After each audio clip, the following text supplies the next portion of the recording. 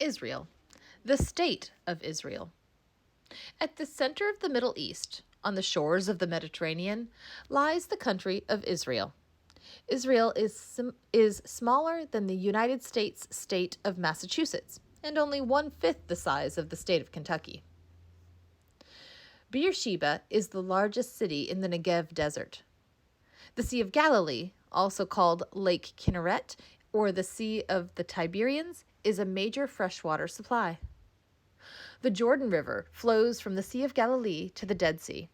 The Dead Sea is 1,300 feet below sea level, so it has no outlet.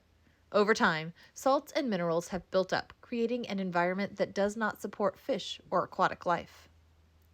South of the Negev Desert is the Gulf of Aqaba, which provides access to the Red Sea for both Israel and Jordan. Israel does not have substantial oil resources, but it has potential for natural gas in offshore locations along the Mediterranean Sea. The climate of Israel is varied. Coastal areas have a typical Mediterranean climate. Other areas have a desert climate. At the other extreme, mountainous regions can be windy and cold, and areas at an elevation of 750 meters, which is 2,460 feet or more, which is the same elevation as Jerusalem, will usually receive at least one snowfall each year. From May to September, rain in Israel is rare. With scarce water resources, Israel has developed various water-saving technologies, including drip irrigation. Israelis also take advantage of the considerable sunlight available for solar energy, making Israel the leading nation in solar energy use per capita. Practically every house uses solar panels for water heating. Though most of the population in the Middle East is Islamic, there are exceptions, such as in Israel, which has a Jewish majority. Israel was established in 1948. Before that time, the country was called Palestine. The region went through a series of tumultuous transitions before it became the nation of Israel. Before 1948, most people in Palestine were called Palestinians and consisted primarily of Arab Muslims, Samaritans, Bedouins, and Jews. Most Jewish people were dispersed throughout the world, with the majority in Europe and the United States. The history of this region covers thousands of years. There's a video in your lesson that sums up about 3,500 years of history in just 6 minutes. It is a Christian video, but it does tell the story of the history of this area. So it might look like a biblical video if you guys are just kind of taking a peek at it. And since you know your biblical history, you'll know that the biblical history is true. Israel's diverse culture stems from the diversity of its population.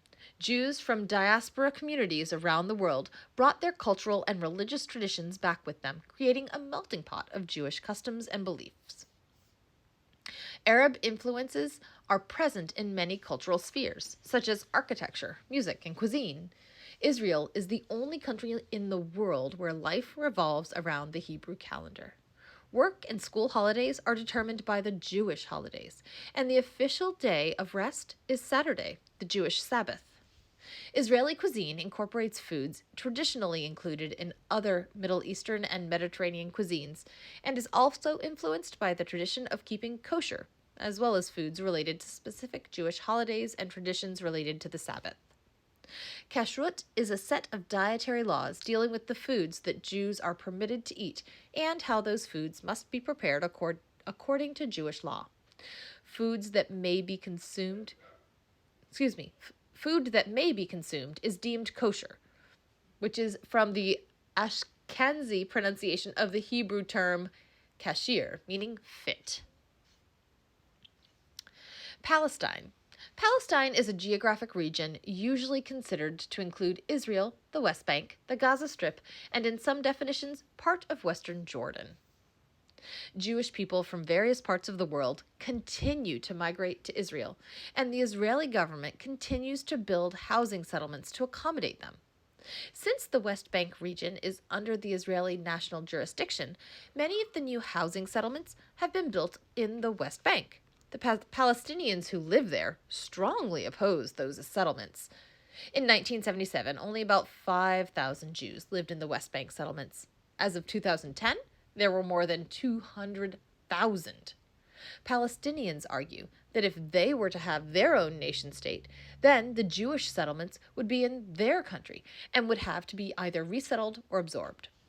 Israel responds to this by indicating that the two-state solution is indefensible because the Jewish settlements in the West Bank cannot be protected if the West Bank is separated from Israel. So take a note. What bias, if any, can you see in the videos that are located in your lesson? When we talk about Palestinians versus Israelis, there's a lot of things that are taken from points of view, right? Everybody sees it from their own point of view. So you'll be able to see whether the video seems to support the Jews or the Palestinians more. The issues in Israel are generally complicated.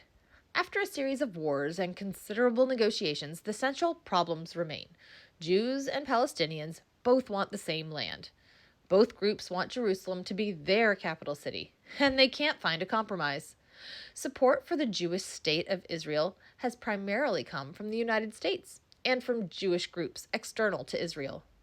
Through charitable donations, U.S. groups provide Israel additional billions of dollars every year. Foreign aid has given the Jewish population in Israel a standard of living that is higher than the standard of living from many European countries. In the past decade, most of the PLO's operating budget has come from external sources. Arab neighbors provide millions of dollars annually. Though Iran is not Arab, they have provided aid to the Palestinian cause in support of fellow Muslims against the Jewish state of Israel.